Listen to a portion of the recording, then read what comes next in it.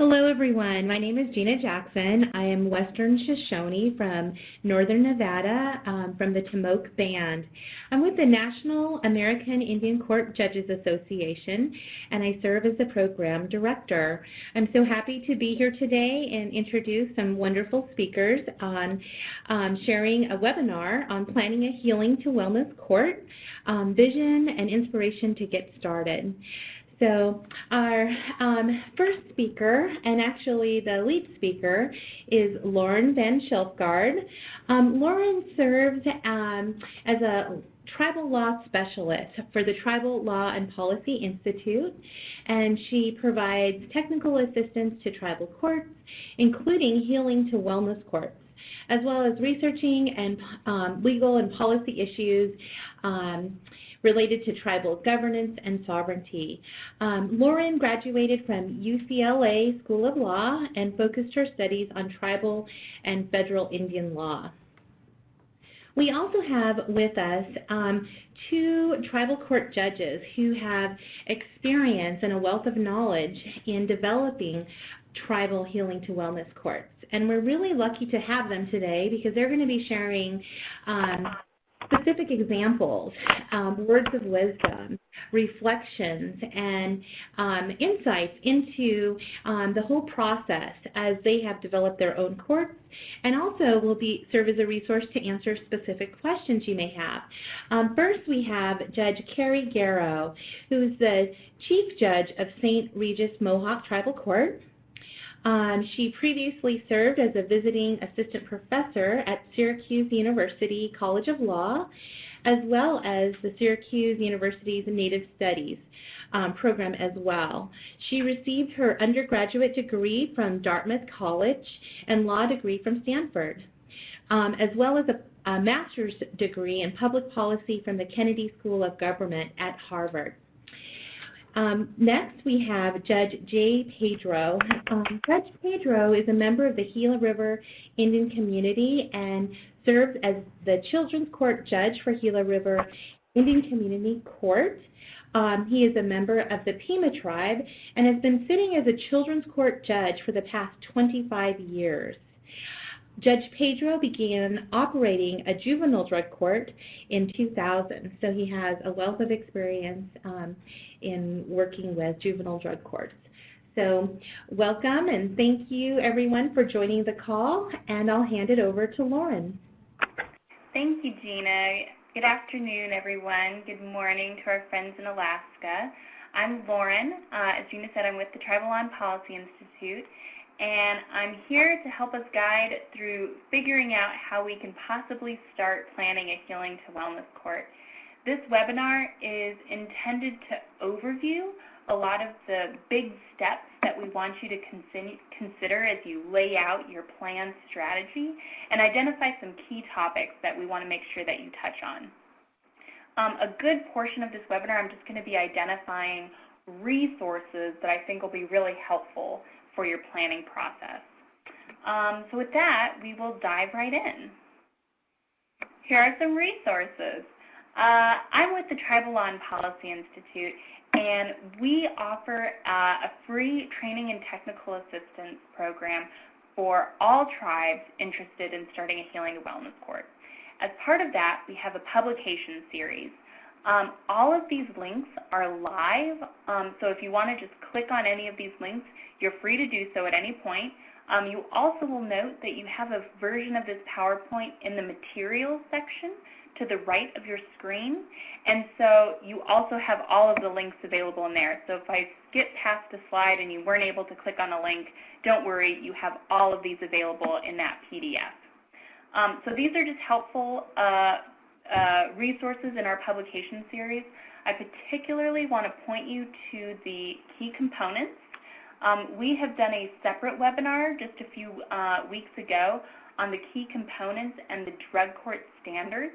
If you are brand new to wellness courts and don't know what I mean when I say key components, I highly encourage you to click on this publication, thumb through it, as well as listen to the recent webinar that TLPI and NIJA put on together. The key components are essentially the 10 foundational pillars that we think a tribe should consider when putting together their Healing to Wellness Court. And this applies primarily to the adult criminal model, which is what was being considered when this document was drafted, but also to the juvenile and the family court models as well. So here are these publications. I also want to point you to the Policies and Procedures Guide. This is a monster publication, but it's intended to help you when you're putting together your manual.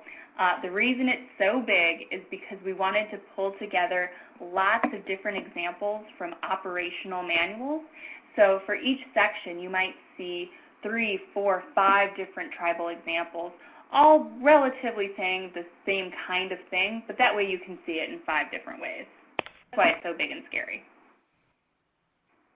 Some other resources for planning. These are produced by the National Association of Drug Court Professionals and their research arm, the National Drug Court Institute. They have a planning process checklist.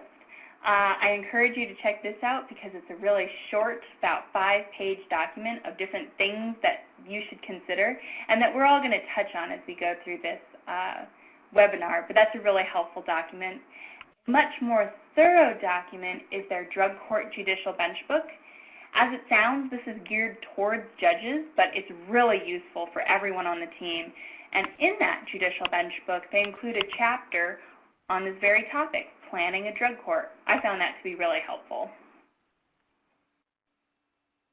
If you are planning a family or juvenile Healing to Wellness Court, these might be really helpful resources for you. These are the standard documents for both the family and the juvenile drug court that I just want to make sure that you're aware of.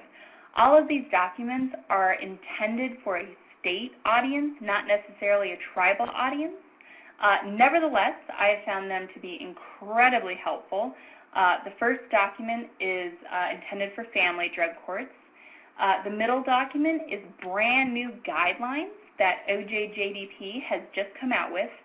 And the third document is a little bit older, but it is a planning guide. And I must say, this has been my favorite document of all when it comes to planning a drug court. I found it to be really, really helpful. It's put out by the National Council of Juvenile and Family Court Judges, and they did a really good job just laying out the different planning steps. So if this webinar really lights your fire, I encourage you to check out that document. Even if you're planning an adult or a family drug court, this was a really good resource for just the planning process. The poll. So this is an opportunity for you to engage with us. We're just interested to know what type of Healing to Wellness Court you are currently planning, if you are planning one. If you're planning more than one wellness court, you can check multiple options. We'll give you a minute to plug in your options. And for those that aren't aware, by adult, we usually mean adult criminal. You're targeting individuals over the age of 18 that have committed a criminal offense. Juvenile, we mean you're targeting juveniles with a delinquency case under the age of 18. And family, we mean you're going to be operating a civil court, generally targeting adults who have a child dependency case. And veterans, targeting veterans, usually with criminal cases, but could be both criminal and civil.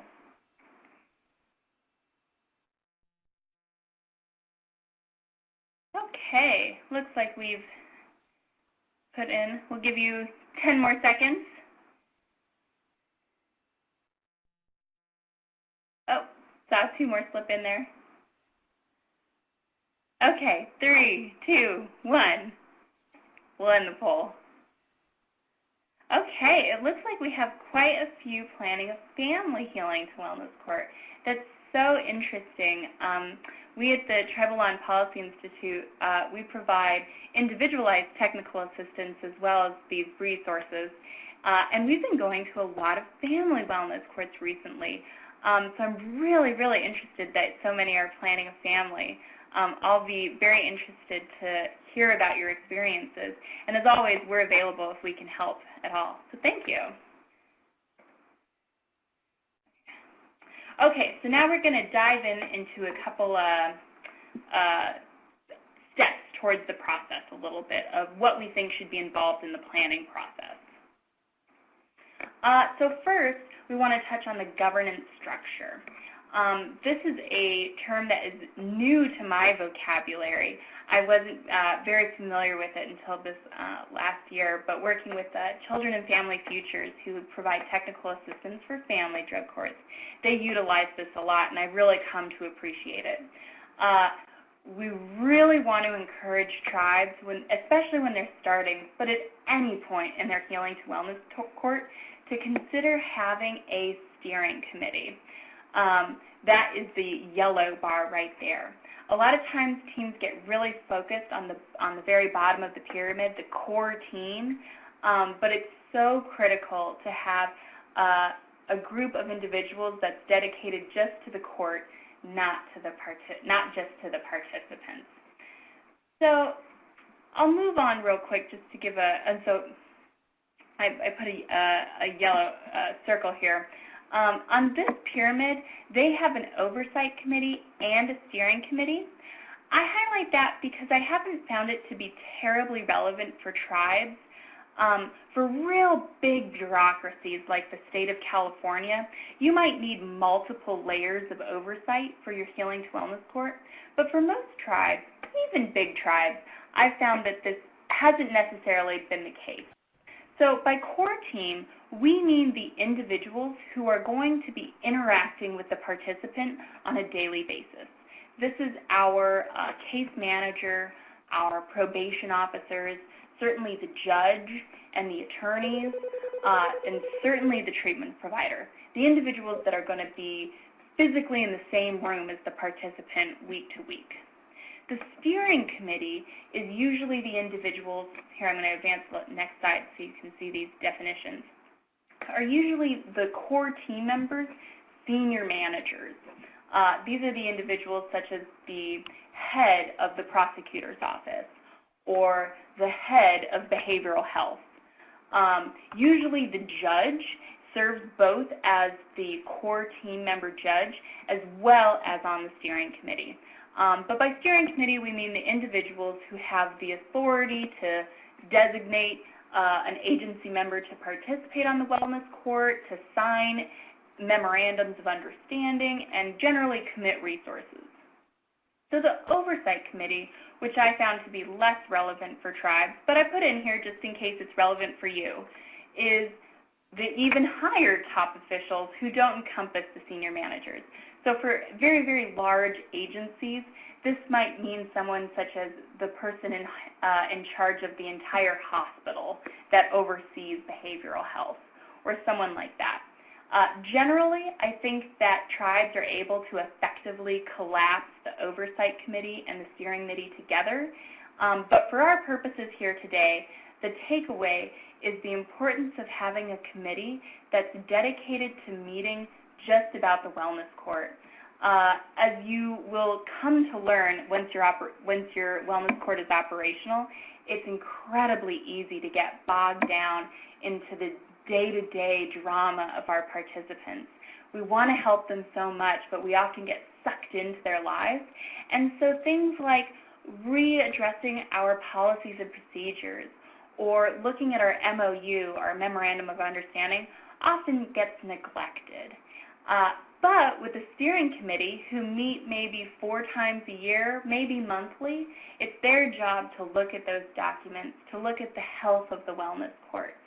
And for right now, it's their job to plan the wellness court. So I introduced this concept just because you're in the planning stages, and this is the perfect time to establish this governance structure of those that are going to be on the planning committee, many of whom will also be on the core team, but some of whom will just be on the steering committee.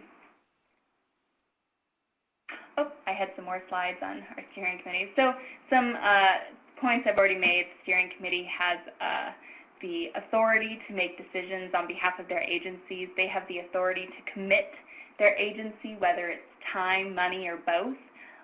This is really critical because oftentimes bureaucracies get bogged down. Well, we'd love to do that, but I need to go check with my boss. We want the boss in the room. Our core team, So these are individuals that we often see on a lot of healing to wellness courts. You'll see the judge, the attorneys, a coordinator, community supervision, which can include probation and or law enforcement, a case manager, our treatment providers, an evaluator, a cultural advisor, child welfare, if you're going to be operating a family healing to wellness court, and then potentially other service providers like housing or vocational training or different things like that. Now, the ones in yellow, these are individuals that drug court research, not necessarily tribally focused, but I think certainly applicable to tribes. These are whom research has indicated need to be on the team. They are critical to the success of the healing to wellness court. We have to have the attorneys there. We have to have treatment there. And by there, I don't mean that they just meet with the participant, but that they also meaningfully participate in what we'll later be discussing staffing and during the hearing. I have bolded and underlined defense counsel and treatment because they have been especially identified as critical people that should be included on the core team. So you're in the planning process. You have time now to potentially engage these individuals and these agencies. These are who we want there. Carrie, or Judge Garrow, Judge Pedro, has this borne out in your experience of who should be on your team, and are there other individuals that you found to also be critical?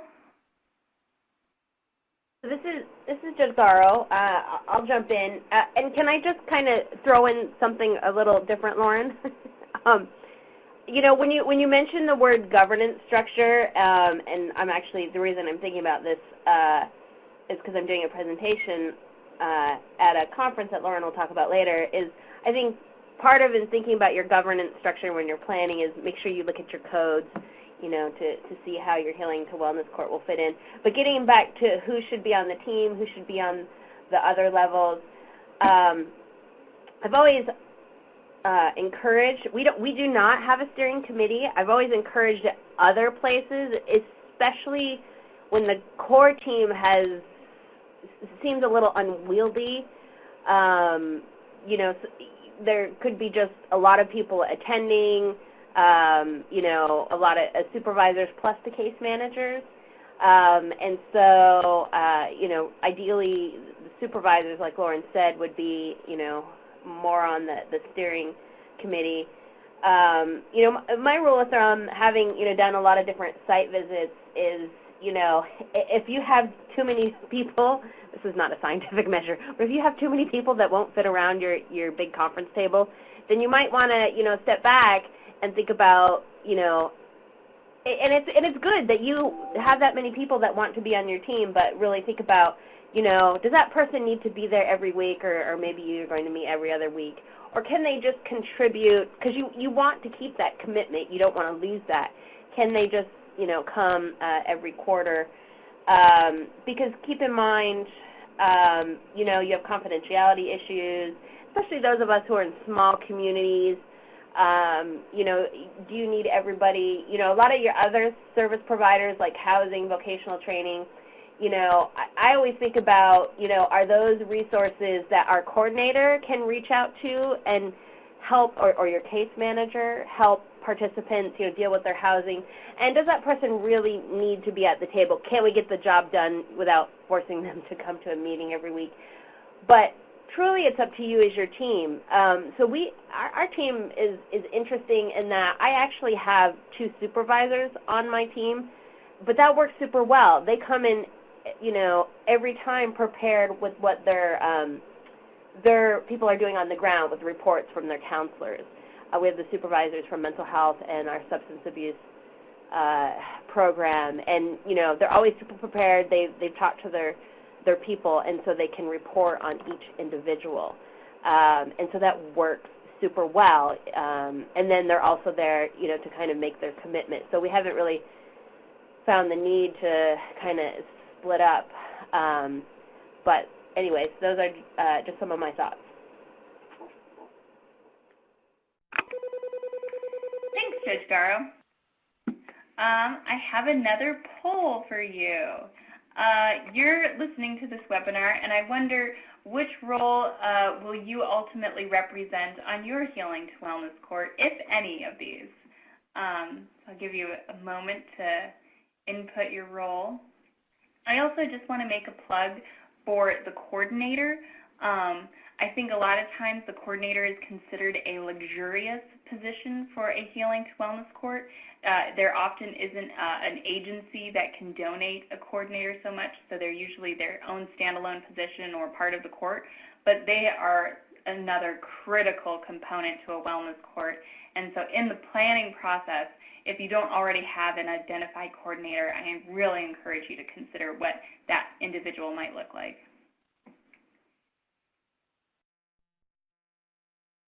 I'll give you a couple more minutes or a couple more seconds to put in your role. Oh, and we don't have a describe section. If you're so moved and in the chat section, if you clicked other, we'd love to know what other position you represent that isn't captured on this poll. Alrighty, we'll close the poll now. And so yes, I see a lot of coordinators. I also see a lot of judges. We'll have a separate section specifically on the judge because of the huge role that they play on the team. They get their own slide. But we will move right along for now. And Lauren, we have also someone in the chat box who noted she's a court clerk. Oh, very, very cool. A veterans treatment court person. Marvin. Okay. So now we're going to move into the planning process. For a lot of these steps, sort of what I envision and what I encourage tribes when they are setting out to plan a wellness court is to start meeting regularly as if you are already have an operational wellness court. So if you have your planning team identified, consider meeting every 2 weeks. Pick a time on the calendar in which there is an opening in the court calendar, particularly a time that you identify that might be a good time for the wellness court hearings to take place. And at each one of these meetings, we sort of chip away at a lot of the issues that we're about to identify. So here, I think this is one of our first meetings that we are going to have as a planning wellness court team, and that's defining the issue. So I think we all anecdotally know that substance use in our communities is a problem, if not a devastating problem, but it'd be really nice to know exactly what that looks like. So this is just an example of some of the data that you can pull, ask your court clerk to help you with, of what are some of the criminal violations that we're seeing in our community that have to do with substance use. Ideally, it'd be nice to receive this information by age, so we know if they are mostly juveniles, mostly adults, and by gender, because that will impact our provision of treatment. The second thing is, can we specify what the drugs of choice were? This also has a huge ramification for treatment, but can also impact how we're going to structure the program depending on what substances our community members are using. The other place I would go to pull some of the data that we're going to want is from our substance treatment providers. While a wellness court often is targeting exclusively justice-involved individuals, that's not a full snapshot of what the community is facing, right? People can self-refer to treatment. People can be referred to treatment from multiple referral points, such as behavioral health. And so it would be really nice to know, what is treatment seeing? How many referrals have they gotten in the last year? Has there been a spike in referrals? Has there been a drop-off? Are they seeing a different drug of choice than maybe what the court is seeing? Other data points that would be helpful to our planning team are child welfare cases. How many petitions involve substance abuse? Are there current programs in our community that we know are seeing a lot of success, or that are less effective that maybe we want to replaced with something else in our wellness court? And do we know the level of risk of our populations? I'll be talking about risk in a little bit. But Judge Pedro and Judge Guerrero, did you have any experience when you were collecting this kind of data for your communities? And did you see a change as you implemented your courts and what the drugs of choice were in your community?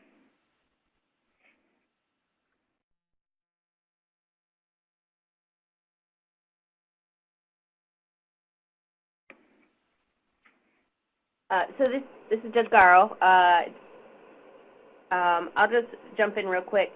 So I wasn't involved with our adult planning, and we have a little bit of, or a lot of difficulty tracking data since we don't exercise our criminal jurisdiction, so we have to rely on outsiders. But we can get that data from our providers, which is really helpful. So, I would encourage you to do that because it helps you identify, to make sure that you have the right kind of services for your people. So if you are truly having an opioid problem, then you can go to your treatment providers and say, hey, what are you doing for this population, et cetera, et cetera. And like any, small rural communities, I think, we might have a belief that, A, B, and C is the problem, but that doesn't necessarily mean that that's actually the problem until you can collect the data, whether it's from the police or your, or even your clinics, Indian Health Services. And it could be maybe your data is not capturing the problem, but you won't know that until you look at the data and see what it's measuring. Because I think a lot of times, we hear a lot of stories about the problem, but then when we actually go look at the numbers, we find the problem is something else. And you also need that data to when you apply for grants. And so it's so much better if you're able to have the data and focus your team on it and try to address it, and then go back, a year later and look at the data to see how you're doing, because that's a good way to assess yourself, as you get going with your Healing to Wellness Court if you start with a baseline. Thanks. And maybe, Judge Pedro, you were on mute before. I don't know if you have any comments here. We are working to reconnect him. Oh, no. Okay. Well, we'll catch him on our next little juncture. My title got cut off here. But our next step is we want to brief our team. We want to make sure that we're all on the same page when it comes to what exactly we mean with a Healing to Wellness Court. So here I strongly encourage everyone to, such as exactly right now, engage in some base training on the Healing to Wellness Court. There are a lot of great resources out there that I'll be highlighting in just a few minutes. But basically, we want to ensure that our team members all have a basic understanding of, A, what a Healing to Wellness Court is, what a drug court is, what the key components, what the best practice standards are.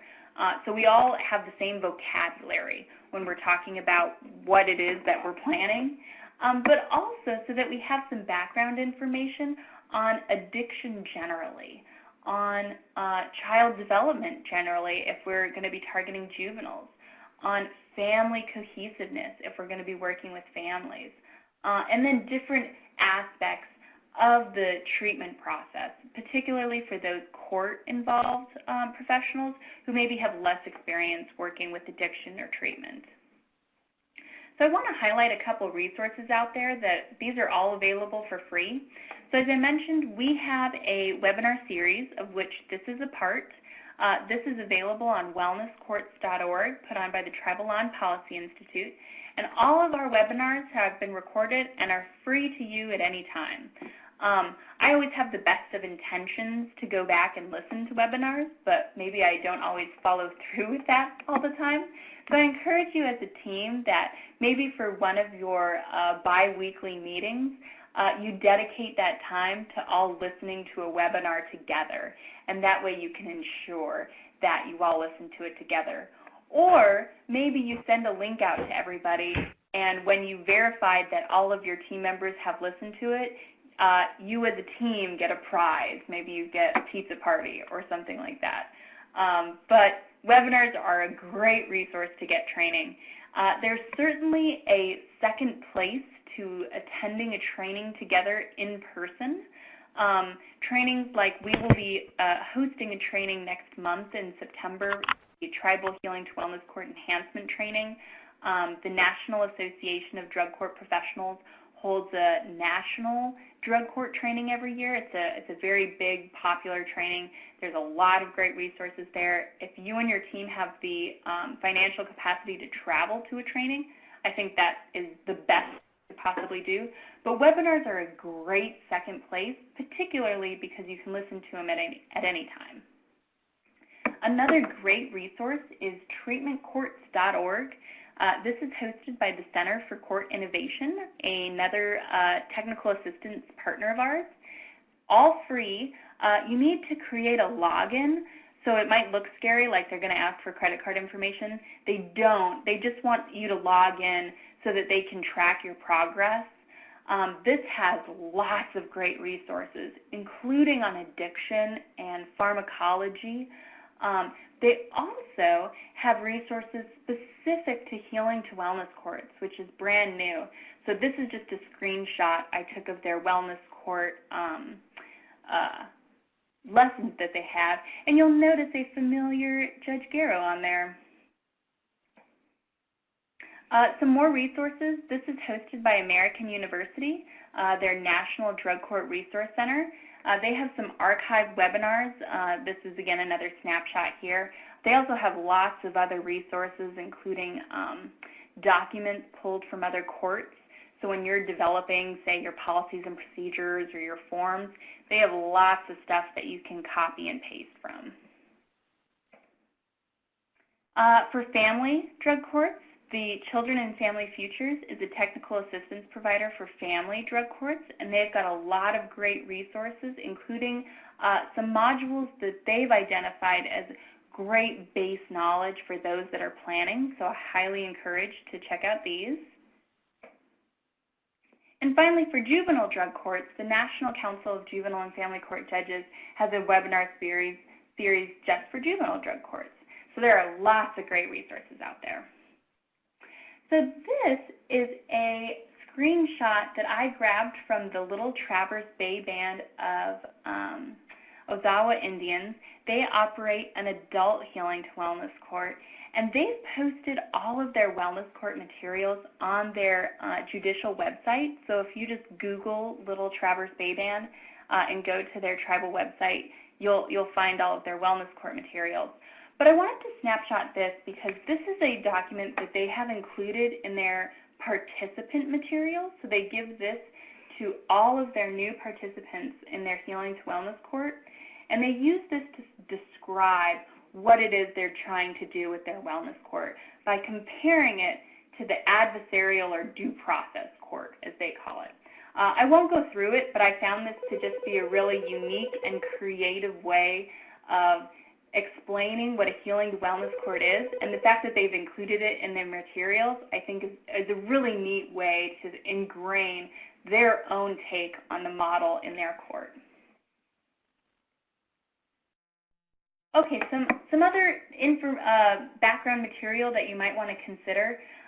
This doesn't have to be before you would do any other planning, but we want to just put this on the radar as you have different meetings and different opportunities to get together of things that you may want to consider attending a training on. Another great option is that amongst your team members, you have incredible expertise in the room between your attorneys, your treatment providers, behavioral health, your caseworkers. Some of your team members are going to already be versed in these topics, and maybe you want to ask them to provide a small, lunch training for the rest of your team in something around trauma-informed care. That can be the most cost-effective use of your resources, but it's also a really beneficial team-building activity as well. Okay, moving right along. Here we have a nice photo of Judge Pedro's court.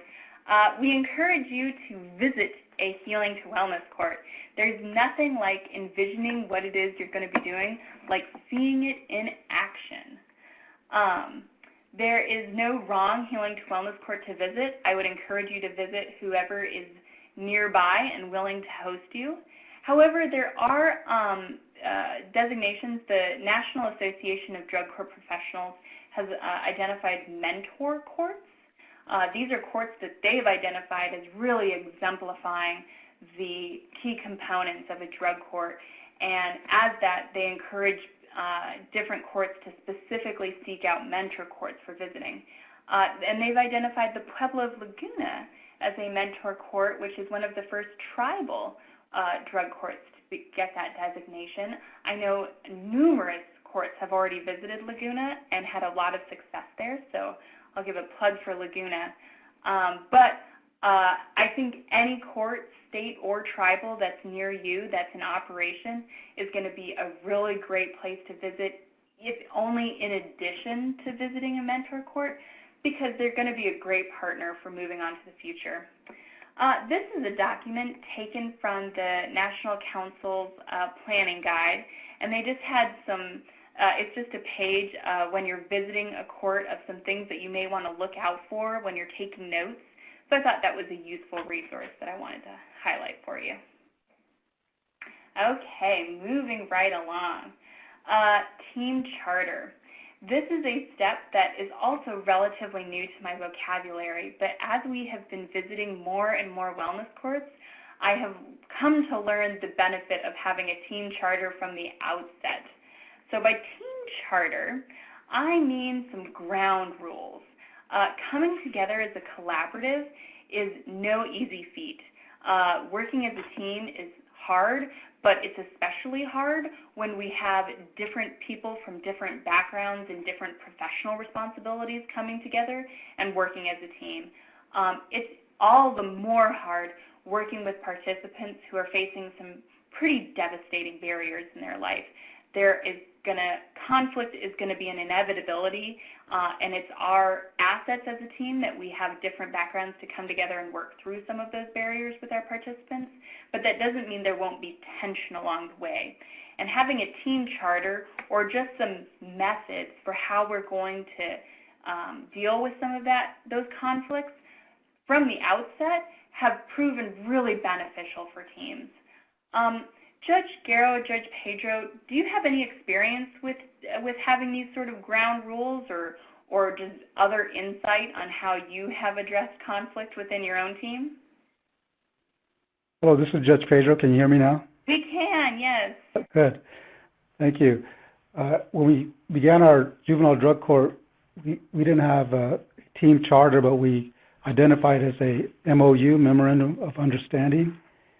The program directors, we met with them and they understood their roles once we got our drug court implemented, and then we included those roles in our policies and procedures manual. So anyone who comes on board as a team member, they're aware of their roles. We did have some internal conflict at one point. What you're going to find is that if it's a new concept of treatment rather than punishment in a court system, the people that are going to be hardest to accept it are the prosecutors and the probation officers. That's what we found with our probation officers who were on our drug court team. They were always recommending termination of our clients every time they came up dirty or they violated one of our rules. They never seemed to change their mindset until we exposed them to more training. But that an individual in particular, his mindset did improve as far as recognizing the treatment process, but eventually he left. So I guess that's how we kind of alleviated that as well. But our roles are pretty much well defined in our policy manual, as I mentioned as well. Thank you. Thanks. Judge Garrow, did you have anything you wanted to add? No, we don't. I think, like Judge Pedro, I'd always refer to this more with the aspect of the MOU. We don't actually have one, although we should. But I certainly think it's a good idea. Well, definitely easier said than done, but, good luck, everyone. Okay, so mapping the planning process. I put this just here just as I found it helpful. Some teams are so good at planning that they never seem to implement. They just plan, ad infinitum. So to resist the temptation to plan for years and years, I encourage you to sort of map out your planning process by identifying a target date for when you would like to be in operation. What day would you like to open your doors and start accepting participants? Pick that day on the calendar and then work backwards. And you can develop your planning process from there by, okay, we have 8 months. Here's, what we need to do in the meantime. If you have just started the planning process, you've just identified your team members, I would say on average it takes team about 6 to 12 months to complete the planning process, but don't feel like that needs to pigeonhole you into that time frame. It's different for different tribes depending on the infrastructure of the court, the development of the treatment providers, and just what resources you have. So there's no one set timeline, but it's definitely going to take a little while just to gather everyone together and identify what model you want to set on. Part of your meetings for when you gather all of your team members is to establish your mission statement and goals. This can be a really fun activity. Sometimes I get caught rolling my eyes with some of these, but I always end up leaving really invigorated. There's something about coming together and developing a mission statement as a group that has proven to be really beneficial. So as opposed to coming to the table with a mission statement already written out, I encourage you to go through the activity of developing it as a group.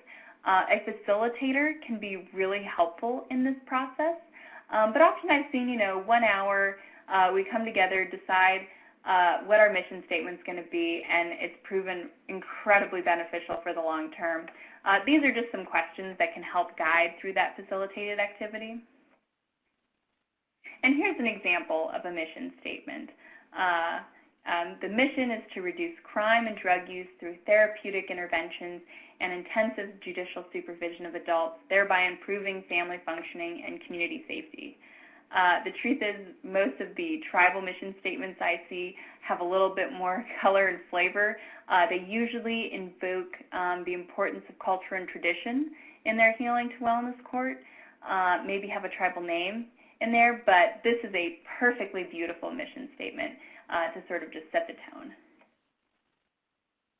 Quiz. I have a little poll, a quiz for you. See if you've been paying attention. True or false? If a graduate of the wellness court commits a drug-related offense after they've graduated, are they considered to have failed to meet the outcome goals of reducing recidivism? And recidivism means we wanted to reduce the number of people that committed crimes through our wellness court.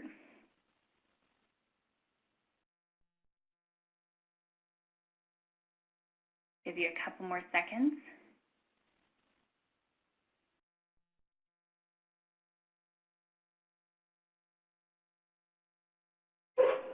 More seconds.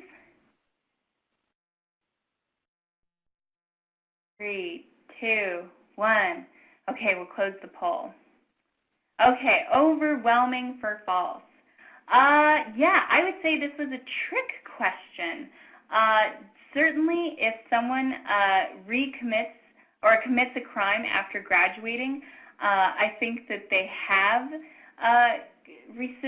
committed, recidivism, and that we were trying to get them not to commit a drug-related offense. However, in a wellness court, we have lots of different ways of defining success. Judge Guerra, I wonder if you have any insight on different ways that we could define success. I definitely, and I've learned this from other tribal court judges, is that, who've done healing to wellness for a long time, is that, I think in a perfect world, yeah, we'd all like to believe, they'll never commit any offense again. But I think, if you have a person who might be reoffending, are they doing it less? Is it a lesser crime?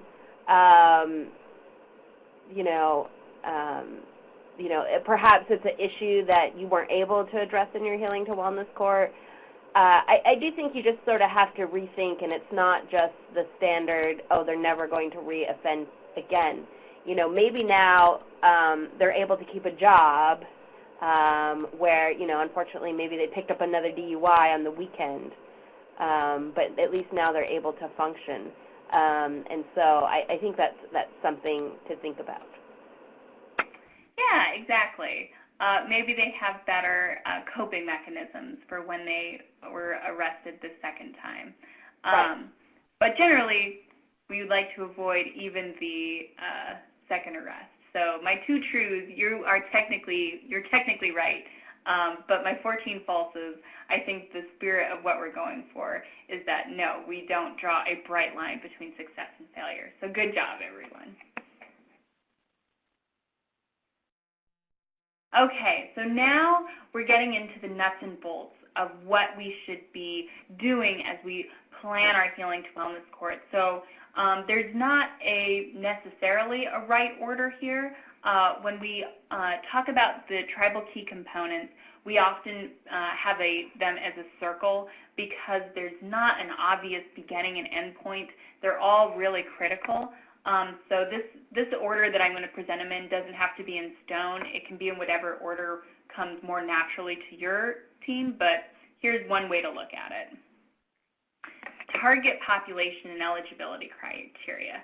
So we looked at our data. We looked at what the level of arrests, convictions, and substance use that our community is facing. Now we need to narrow down on who specifically we want to target.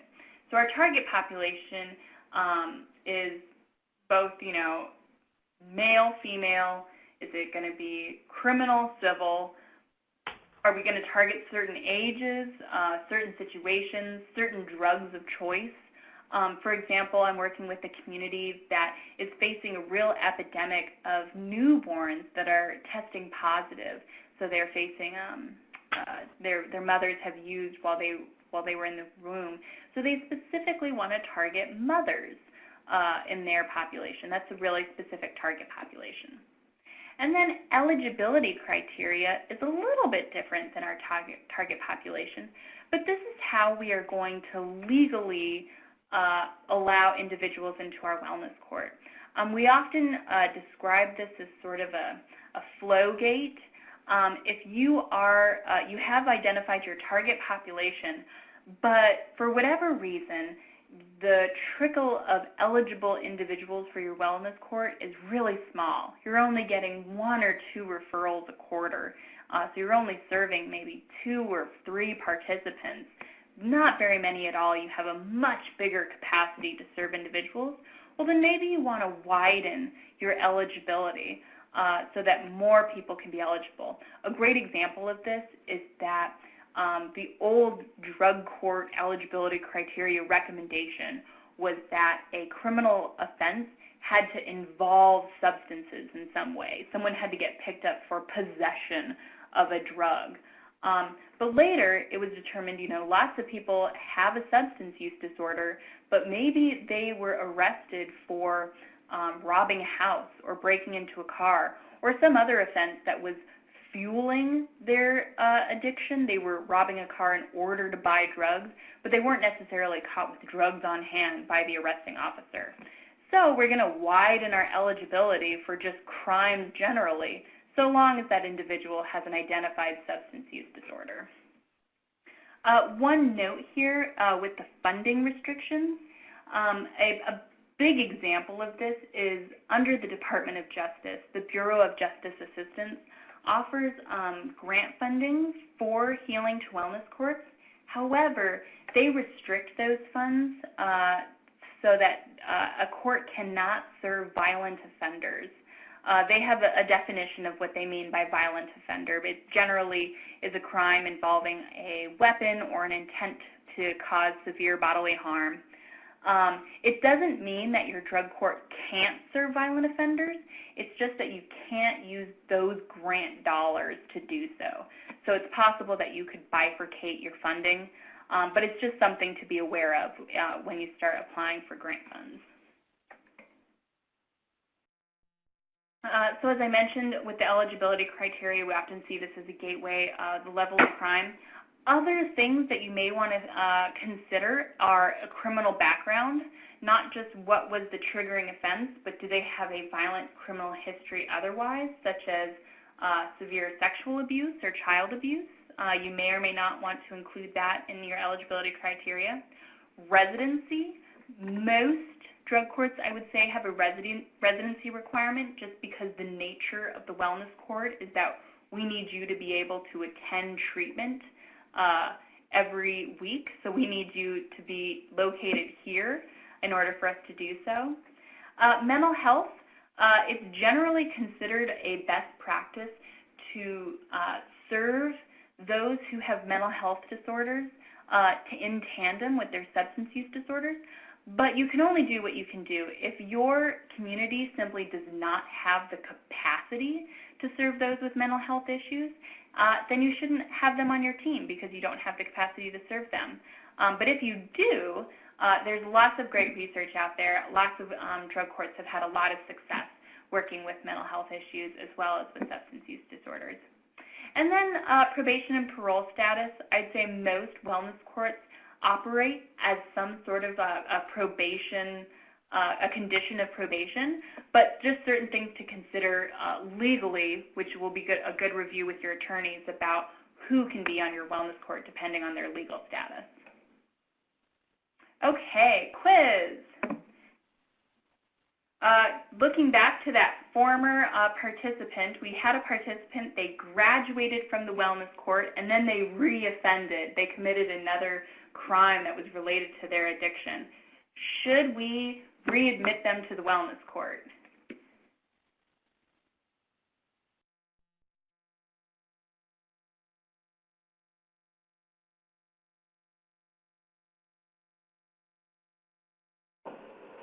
Do 10 more seconds.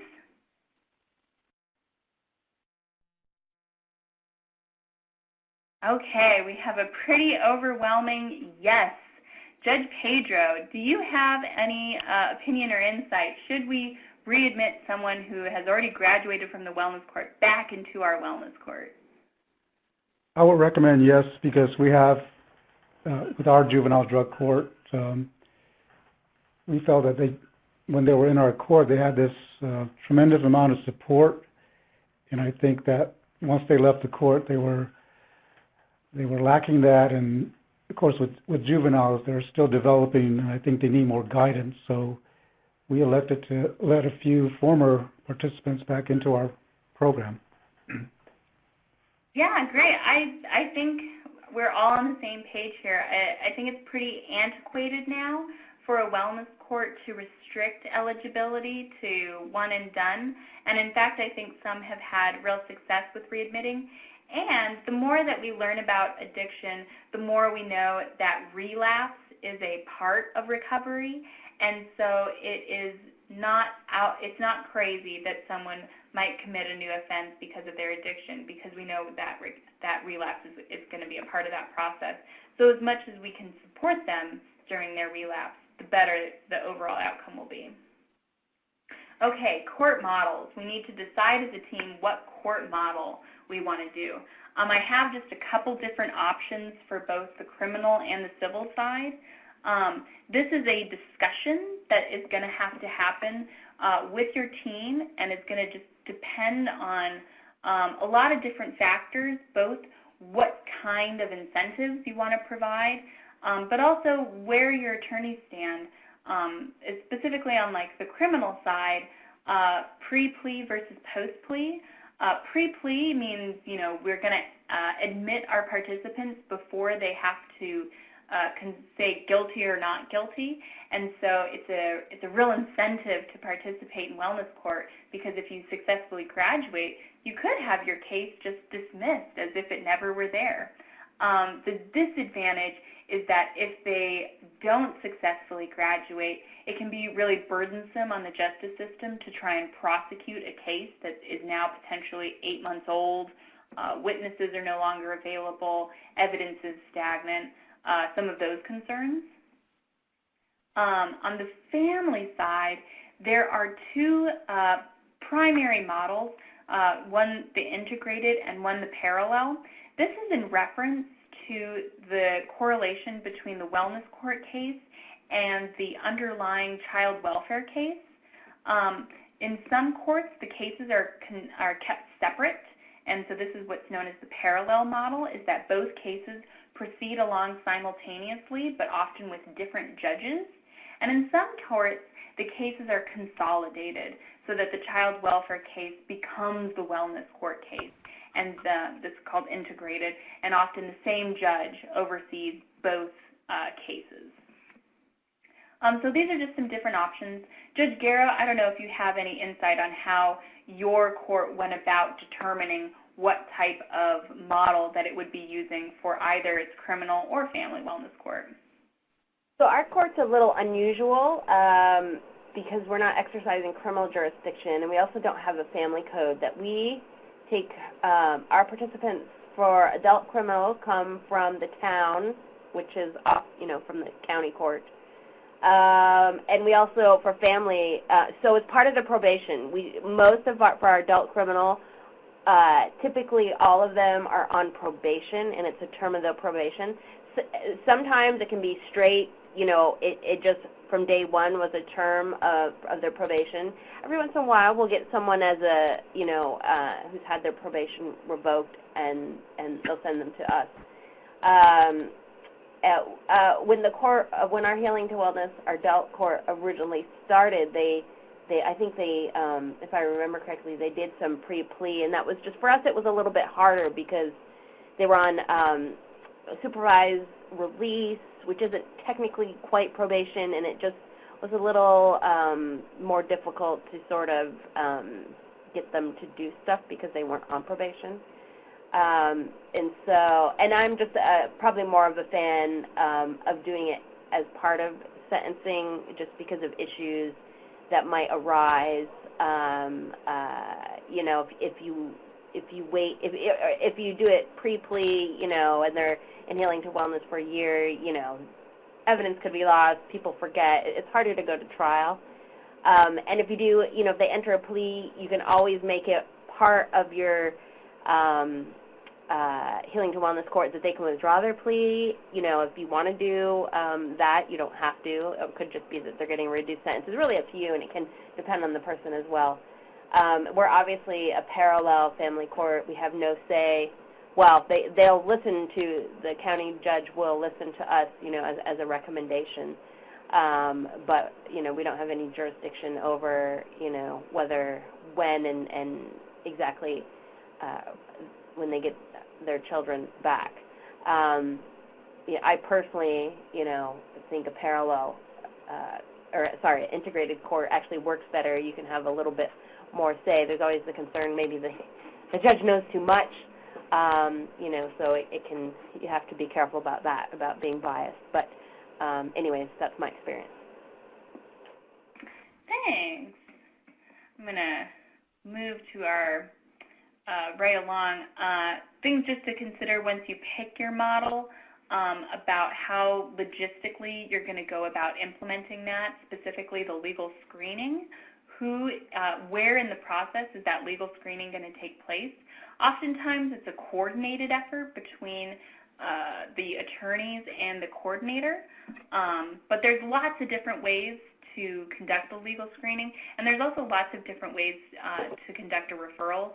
I'd say for most courts, they have multiple referral points in order to maximize the number of people that are eligible to get into the court. So just some different considerations about where you want that referral to take place. As you're conducting this planning process, I encourage you to do what's called a system walkthrough, where, okay, we think we have it figured out. Now let's pretend that we're a participant and walk through the system. Who do we need to talk to and when in order to get into the wellness court? Are there multiple opportunities for us to just not show up to an appointment, for example? Or do we need to make sure we have a right form that needs to get to somebody? Is there a large time gap between waiting to get one form to one individual versus another? That can be a really fruitful experience just to make sure that you have a steady referral process. I have at the very bottom here consider the ASFA timelines, especially for those of you that are considering a family drug court.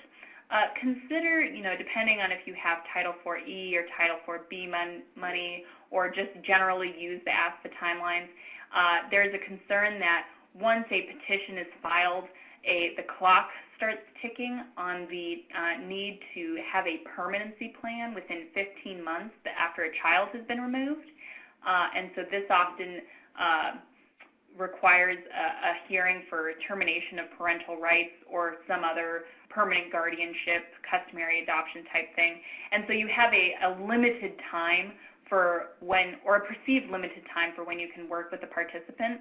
Thus, you want to avoid a 8-month time gap between when a child is removed and when you start working with the parent in your Healing to Wellness Court, because you just lost a lot of critical time for when you can work with that participant before parental rights are terminated.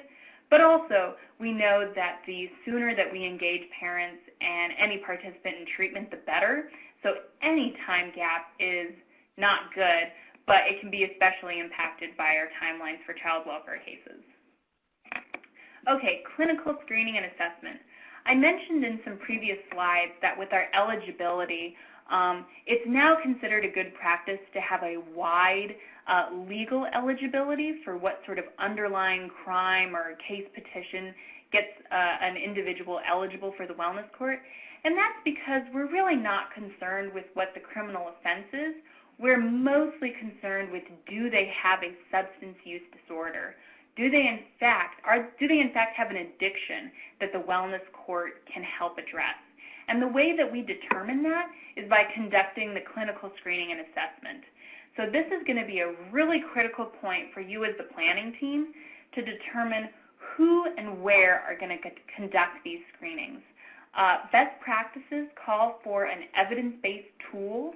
For the screening, this is usually a 5 to 7 question survey that is conducted. It can be a clinician, but it could also just be the coordinator who goes through just to skim the top of the glass. Do you have a substance use disorder? The assessment, sometimes called the evaluation, is a far more in-depth analysis that most certainly should be conducted by a clinician, usually a qualified counselor, that goes into the nature of their substance use and ultimately is used to develop a treatment plan. So these can be, particularly the assessment, a relatively time-intensive activity. We need the participant to sit down with us, usually in one setting, but maybe in multiple settings. And we get into real nitty-gritty details, some of which can be really difficult, which is why we want a qualified counselor to help break down some of those issues. So when it comes to our whole process, Judge Pedro, I wonder how your court has approached getting all of these screening and assessments conducted, and where in the process you consider a juvenile to be in your wellness court. Certainly, our initial screening is done by our drug court coordinator. The clinical assessment is done by our behavioral health services counselor. And with juveniles, of course, they can't do this alone. Their parent has to have an active part in it. And we don't consider them accepted until the whole process is completed, the screening and the assessment. Thanks. So as you can tell, there's a lot there, and so this can be a point where having a case manager can be especially helpful to help your participants navigate all of these different people that they need to see. This can be a really taxing ask of our participants, especially because they just endured some trauma, whether it was arrest or having their kids taken away. They likely have recently used or are currently using, and so they're not in a very stable state of mind. And so asking them to then go to all of these different appointments and conduct, all of these different screenings can be an ambitious ask. And so a lot of tribes have had difficulty engaging their candidates through this. And so having a case manager that's able to walk them through this process, especially if this can all be conducted in the same building, maybe even on the same day, would be ideal. So I say that just to keep in mind of know who your participants are. They are people that are struggling. It's often anecdotally referred to that when a participant first started using substances, that's when their development was stunted. So if they started using as a 12-year-old, you are dealing with the developmental capacity of a 12-year-old, even if they're 27. So just something to keep in mind. Okay, so moving right along, as we are going through our planning process, these are just items to sort of mark as, today we're going to talk about this element of our program. So these are just different parts of your program to consider. Your phases, most, if not all, wellness courts are divided up into phases. Generally 4, but there has honestly been not a whole lot of research about the number of phases that yields better results. The goal really is just to be able to divide up your wellness court into digestible, bite-sized amounts. In each phase, you're going to focus in on a different goal. So for here we have, for example, the first phase you're going to focus on stabilization. We just want our participant to get in a place where they're going to be able to succeed through the rest of the wellness court. So for example, housing. We can't expect them to meaningfully participate in their treatment if they don't have stable housing. We have lots of different examples of phases out there and ways that you can develop this. Different requirements for your phases you can see at the bottom, such as drug testing, frequency of their court appearances, curfew, pro-social activities such as exercise or attendance at cultural events, lots of different things that you can put into your phases. This can be a whole other training that you and your team engages in. But just as an example, this is another snapshot from the Little Traverse Bay Band. I like it just because they have used the colors of the medicine wheel, but they've also broken this down that's available for all of their participants. They put this on their website so that it's always accessible so that not only their participants know what's expected of them, but their family members know as well. You'll see that they require drug testing regularly. It's considered a best practice that you drug test your participants at least 2 times a week, and that's sort of across the board regardless. So this is just an example, but like I said, we have lots of different examples, and you are highly encouraged to copy and paste what best suits you and your team. Roles and responsibilities of the core team. It's highly encouraged that you document in your policies and procedures, and maybe even in your MOU, what the expectations are going to be of each of your core team members. A primary example is that each of our core team members will be expected to attend staffing every week, if we have court every week, and attend court every week. That's part of your job description now, is that you go to Healing to Wellness Court hearing.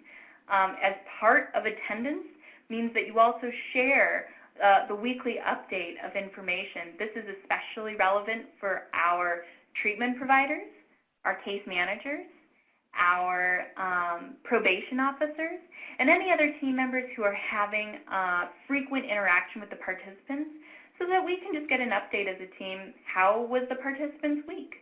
Did they have a good week? Did they have a bad week? Did they do what they needed to do? If not, was there a reason why they didn't that we should know about as a team? I mentioned we were going to have a slide specifically for judicial supervision. I'd say across the board for drug courts, healing to wellness courts, the entire gamut, the critical role that the judge plays on a wellness court team can really make or break the success of our court. That's because our judge is really our leader. As Joe Fizaway says, they're both our captain and our coach. They really set the tone for our wellness court. They're the ones that are bringing together our core team members for a meeting, and they are setting the tone for what our staffing and our hearings are. Judge Garrow and Judge Pedro, I wonder if you could talk about a little bit just your experience as the judge, specifically when it comes to the staffing and the hearing and what you found has worked or not worked.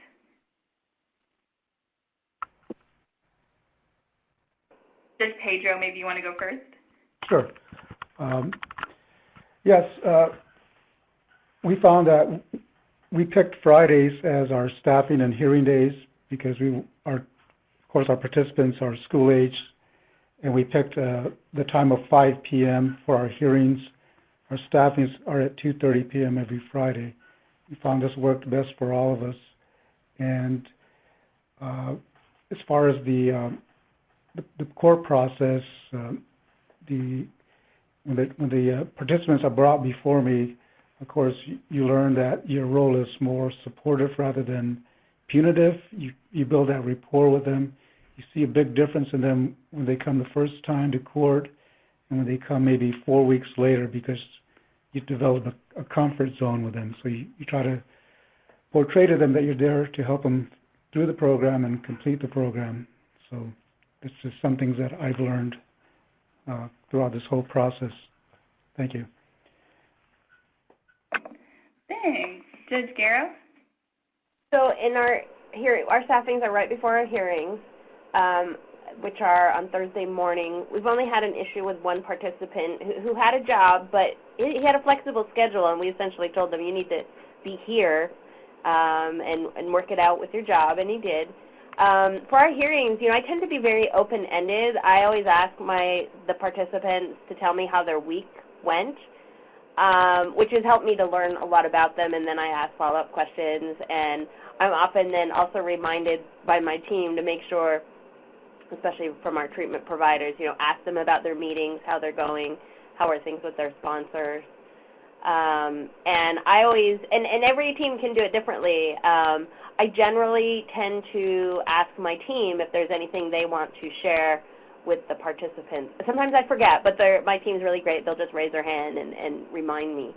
And sometimes it's just encouragement, but sometimes they'll, ask questions or, remind them of things that they're supposed to do, and that's their responsibility. I have one participant where our conversations sometimes tend to revolve around the fact that, this participant is learning how to adult now.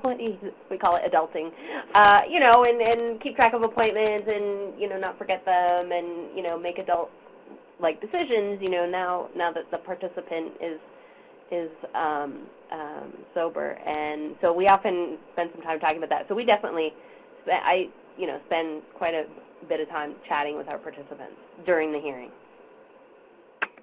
But I'll also lecture them when I need to. Which is very much in the role of the judge to do so. Judge Blake noted in the chat that they found regular staffings before hearings were beneficial, and I think that absolutely rings true. The sooner that you can have your staffing before a hearing would be best, I would say, if you could have your staffing and then have the hearing immediately follow. That way you have the most up-to-date information for your participant, but that also is a good time management for all of your team members, keeping in mind that all of your team members have responsibilities outside of the wellness court as well, and so being really respectful for their time as well as the participants' time has proven beneficial for a lot of wellness courts. I think Judge Blake is so right, because I usually walk away from our meeting, and what we do is we do the staffing, we take a break where our coordinator drug tests everybody, and I go back and get ready to get on the bench. And then as soon as everyone's been drug tested, I go on the bench. And usually from the staffing, I have because we have a sheet for every participant report that the coordinator has made, and I've made notes on there. I usually have a list of 2 to 3 things that my team has said, these are things you should ask or talk about. and I think that's incredibly beneficial, and it would be much harder to do if we didn't have the staffings right before. Yeah, yeah. So I'm going to skip the quiz for right now. Everyone gets an A. So here are just some items, some to-do list items for your planning meetings as they pertain to case management and community supervision. I think that you could track these in your policies and procedures manual, that we want written down protocols for all of these different items. As well as for incentives and sanctions, I would say without a doubt, whenever we go on site to a healing to wellness court, we are requested to discuss incentives and sanctions. And I think it's because this is not an exact science. This is something that the team really has to feel out. It involves some basic psychology that the team has to conduct with each of their participants, and it's because we're attempting to help modify their behavior for the positive. So we have to take into account the participants' own personal incentives, what drives them, but also what stage in their recovery and what stage in the wellness court they currently are. But we also have to appear fair in comparison to all of the other participants, because they certainly are going to be comparing their sanctions to each other's sanctions. And so an effective way to do this is to lay just some really basic ground rules within your policies and procedures about what can be anticipated, while always keeping the discretionary option to be individualized to each participant and each situation. The little snapshot I have here was taken from TLPI's Policies and Procedures Guide. In that guide, we have numerous different examples of incentives and sanctions that have been documented in different policies and procedures manuals. So that can be a good resource for as you're figuring out how you want to address incentives and sanctions. Participant orientation. I would say this is more towards the end of your planning process, but certainly before you open your doors. It's really helpful to have materials developed specifically for your participant. Your policies and procedures are intended to be your team's document. It's a living document that you'll continuously be updating, but it's for professionals and it's written with a professional style. The participant handbook, on the other hand, has a lot of the same information. It talks about drug testing and incentives and sanctions, but it's written for the participant's eyes. So maybe it's a different reading level. Maybe it doesn't involve quite the level of detail that's needed, but it's still a document that they can keep and refer to throughout their time in the wellness court. Other documents that we need include our confidentiality waiver. In order for our participants to be in the wellness court, even as a condition of their probation, they still have to agree to be in the wellness court. And this is because they are agreeing to allow the entire team access to the fact that they're in treatment and that we're going to be talking to their treatment provider. So they need to waive their confidentiality of the treatment provider to do so, as well as the referral agreement, how they legally got into the wellness court. There may be other forms that you find are necessary for your wellness court, whether it's for legal reasons or for treatment reasons, but I'd say at the bare minimum, these are two big ones that most wellness courts include. Community mapping. This is another great activity for one of your meetings. It's often a real surprise for what kind of resources that our communities have. Even if we think we're really small and we're really rural and we just don't have a whole lot, you'll be surprised what is out there. And the best way to do that is to conduct a community mapping.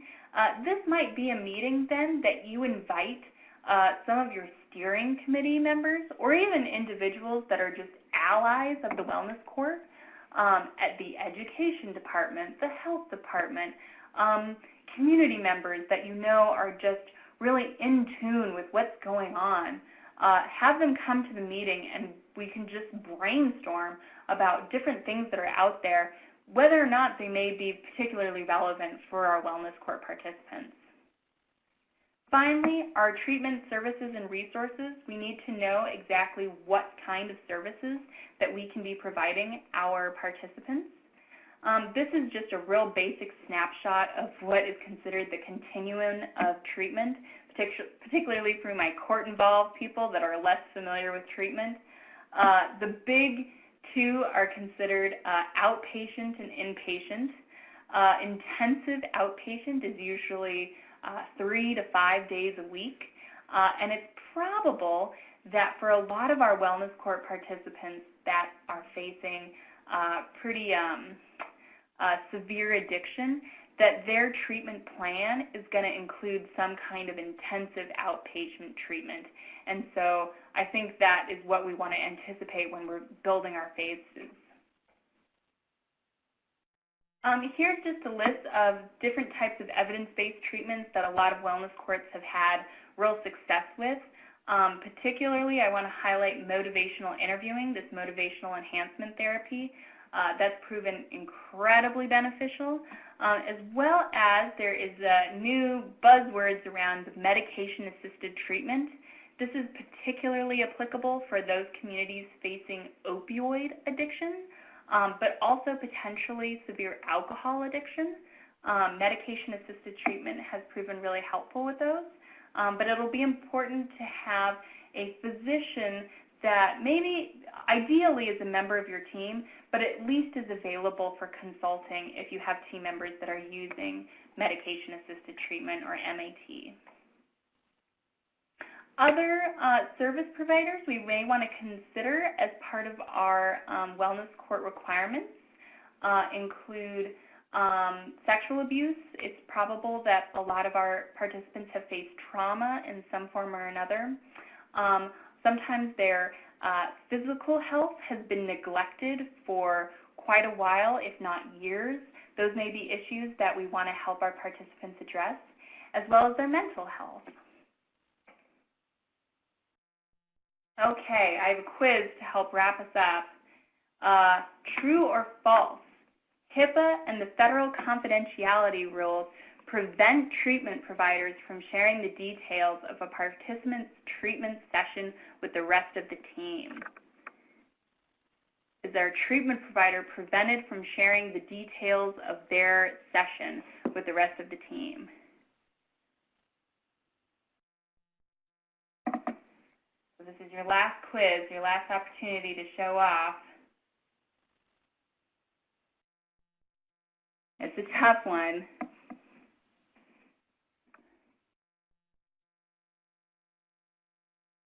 Okay, I'll give you 2 more seconds. 1, 2. Okay, Judge Garrow, what do you think? Well, it is false as long as you have a consent form.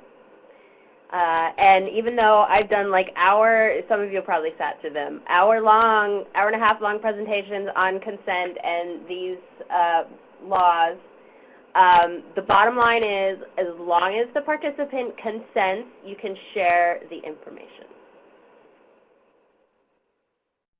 And Judge Flake made another good point in the chat box that in smaller communities, it's critical for team members to also agree to confidentiality. I say that's true even for larger communities, that as a condition of being on our core team, we all are agreeing to keep what we hear within the team. We're helping our participants through a particularly vulnerable time in their lives, and we don't need to go blabbing that to the rest of the community. Absolutely. And so I usually tell our participants that my general rule of thumb, which I try really hard because it actually goes against my natural personality, is if I see them out in the community, I don't acknowledge them until they acknowledge me, because I don't want their family members saying, well, how do you know the judge, right? Which sometimes is hard for me because I tend to just smile and wave at everybody who looks like they're from our community. So, but I alert them to that, and then it's their choice. If they see me out at the gas station and they want to wave, then I'll respond and wave. If they would prefer not to acknowledge me, I tell them, that's not going to hurt my feelings, that's your right. And so this is just the final slide on confidentiality, and this is can be a huge sticking point for a lot of teams. I would say behind incentives and sanctions, we're often asked to come and do a training on confidentiality. And the truth is, it is a very complex topic, but if you walk away with anything, it's just that all professions have acknowledged the existence of healing to wellness courts and encourage their agencies to participate in that. And so confidentiality is something to consider, but it's certainly not a barrier. With that, we would like to open it up to questions. If you have any questions, please feel free to type them in the chat box. In the meantime, these are just some resources that are available to you in addition to all the different links that I provided in the slides. So this is just a little bit about TLPI. As I mentioned, we'll be having a training in a couple of weeks in Albuquerque. It's free. Feel free to check out the website for the agenda, and I hope that we will see you there. I'll be giving a presentation just like this webinar at the training. And the NIJA conference is coming up in October, also in Albuquerque. TLPI will have a couple presentations there. The agenda looks really strong. I'm really looking forward to it.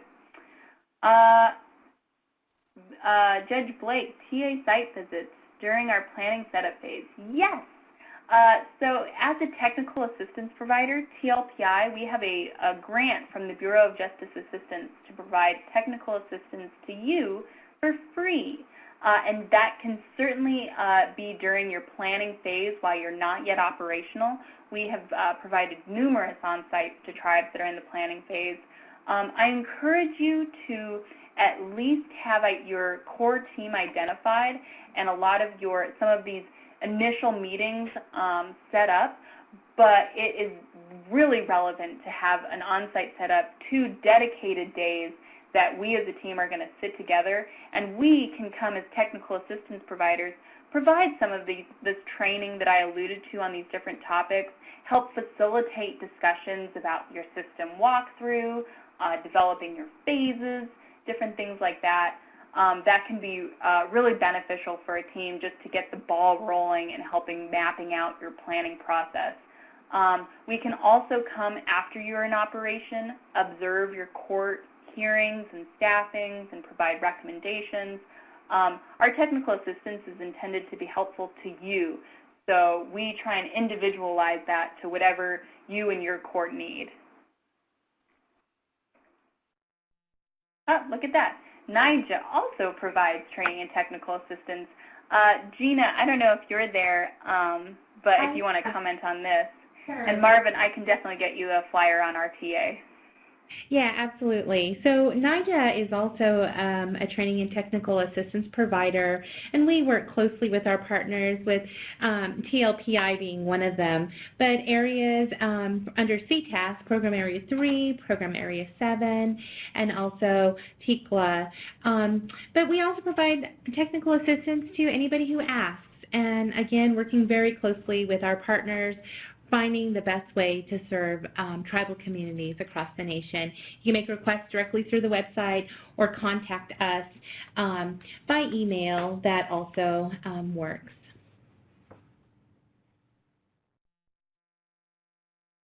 So you can always send us questions after this webinar. If they come to you, the second that the webinar closes, feel free to email Gina. At the end of this webinar, you'll be sent a evaluation link.